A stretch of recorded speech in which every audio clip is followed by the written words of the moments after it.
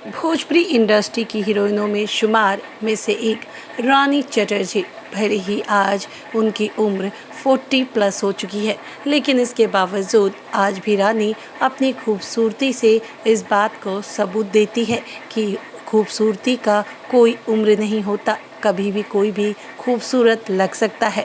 बाकायदा शर्त ये है कि वो हमेशा खुश रहे।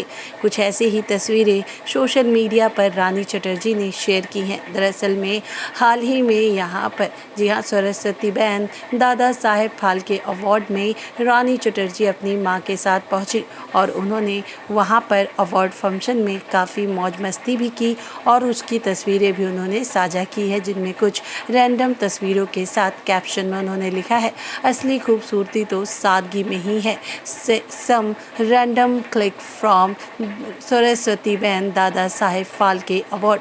इसी के साथ इन्होंने एक और भी यहाँ पर मैसेज अपने फैंस को दिया है, जिनमें उन्होंने लिखा है कि मैं एक बहुत ही अच्छे अवार्ड फंक्शन में गई जहाँ मुझे अवार्ड से नवाजा गया और मेरी मम्मी को भी यहाँ पर सम्मानित किया गया, जिससे कि मैं काफ़ी ज़्यादा खुश हूँ। खैर दोस्तों, इस उम्र में भी अपनी खूबसूरती से कहर बरपा रही रानी चटर्जी के बारे में आप क्या कहना चाहेंगे? हमें कमेंट बॉक्स में लिखकर ज़रूर बताएं।